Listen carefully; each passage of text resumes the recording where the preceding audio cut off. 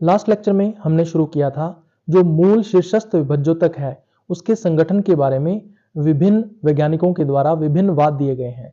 तो सबसे पहला जो वाद था शीर्षस्थ कोशिका सिद्धांत, वो हमने पिछले लेक्चर में कर लिया था।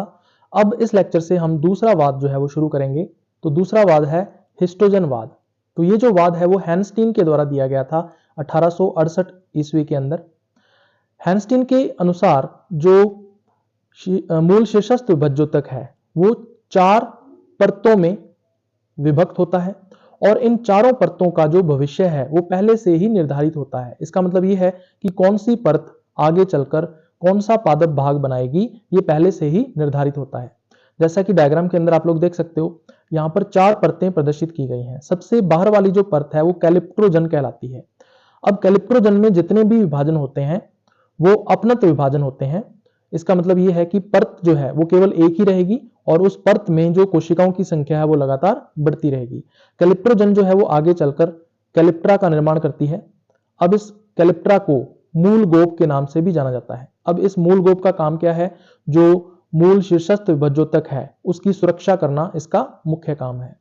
उसके बाद जो दूसरी परत है वो कहलाती है डर्मेटोजन। डर्मेटोजन में जितने भी कोशिका विभाजन होते हैं वो हमेशा अपनत्व विभाजन होते हैं।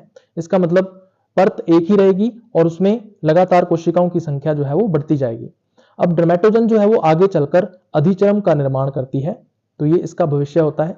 उसके बाद तीसरी परत आती है पेरिब्लम। तो पेरिब्लम जो है इसमें दोनों प्रकार के विभाजन होते हैं, अपनत्व विभाजन भी होते हैं और परिणत विभाजन भी होते हैं। तो इसका मतलब ये है कि परतों की संख्या भी बढ़ती जाती है और हर एक परत में कोशिकाओं की संख्या भी लगातार बढ़ती जाती है। अब पेरिब्लम का जो भविष्य है वो पहले से ही निर्धारित है। पेरिब्लम जो है वो आगे चलकर भरण उत्तक का निर्माण करती है। तो भरण उत्तक में वल्कुट आ जाता है, अंतश्चर्म आ जाती है, अधश्चर्म आ जाती है। तो ये सब इसके अंदर सम्मिलित है।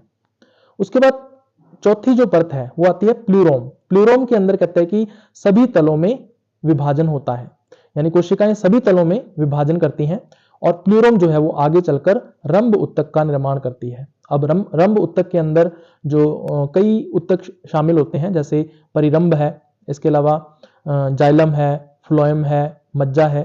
तो ये सब रंभ उत्तक में सम्मिलित होते हैं। तो इस तरह से ये 4 परतें होती हैं। अब ये 4 की 4 परतें जो हैं ये केवल कुछ अनावर्त बीजी पौधों और कुछ आवर्त बीजी पौधों के अंदर ही देखने को मिलती हैं। ज्यादातर अनावर्त बीजी पौधों और आवर्त बीजी पौधों में या तो ये परतें होती ही नहीं है और अगर होती भी हैं तो इनका जो भविष्य है वो पहले से निर्धारित नहीं होता है। इसलिए इस वाद को निरस्त कर दिया गया।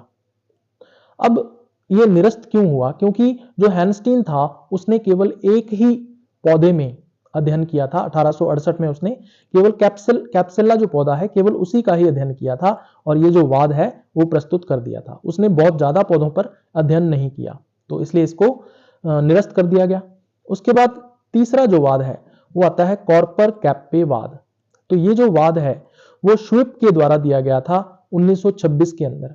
तो श्विप जो है उसने विभाजन तल के आधार पर यह बताया कि जो मूल शीर्षस्थ विभज्योतक है वो 2 क्षेत्रों में विभक्त होता है। अब दोनों क्षेत्रों के नाम क्या हैं?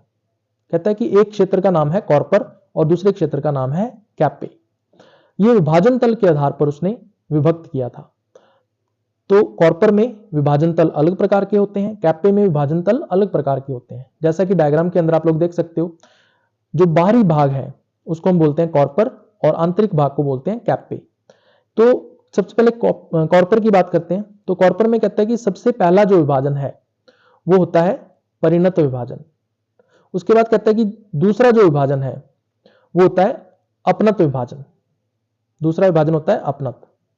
फिर कहता है कि तीसरा विभाजन जो है वो होता है परिणत विभाजन। फिर चौथा विभाजन फिर होता है अपनत्व विभाजन। तो इस तरह से कहता है कि परिणत अपनत, परिणत अपनत, इस तरह से जो विभाजन है वो लगातार होते रहते हैं। तो इस प्रकार के विभाजन को हम लोग उल्टा टी आकृति का विभाजन भी कहते हैं। तो कॉर्पर में जो विभाजन तल है वो उल्टा टी आकृति का रहता है। उसके बाद कैप्पे की बात करें तो कैप्पे में कहता है कि जो पहला विभाजन है वो होता है परिणत विभाजन। फिर उसके बाद कहता है दूसरा विभाजन अपनत्व विभाजन हो जाता है। तीसरा विभाजन कहता है कि परिणत विभाजन होता है और चौथा विभाजन कहता है कि अपनत्व विभाजन होता है।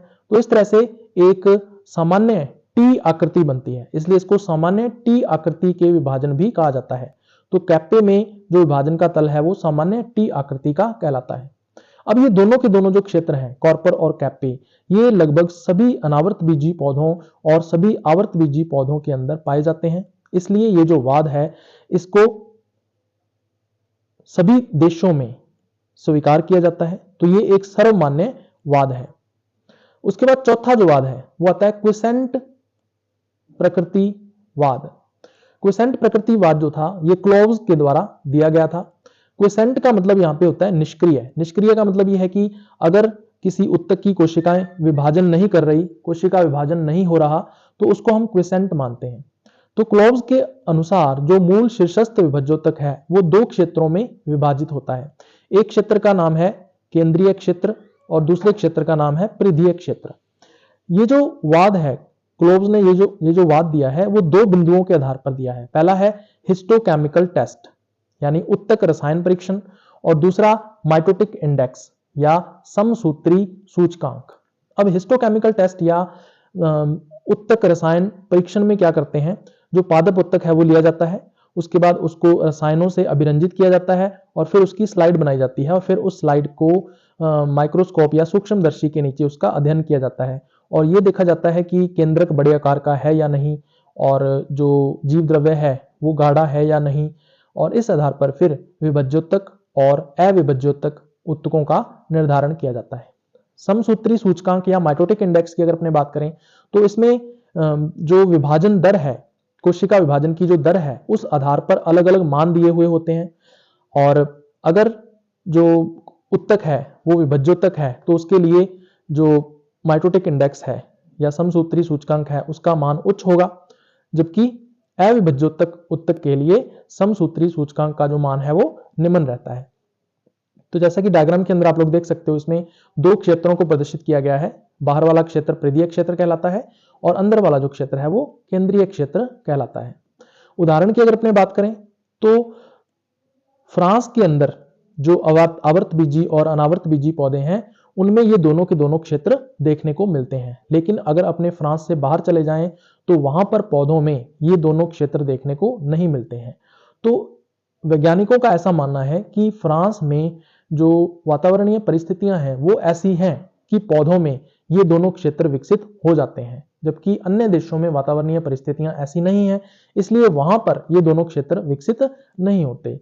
तो इसलिए इस वाद को फ्रांस में तो स्वीकार किया जाता है, लेकिन फ्रांस के बाहर अन्य देशों में इसको अस्वीकार किया जाता है या निरस्त कर दिया जाता है।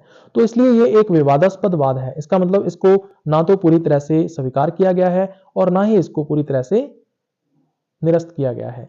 तो ये एक विवादास्पद वाद है।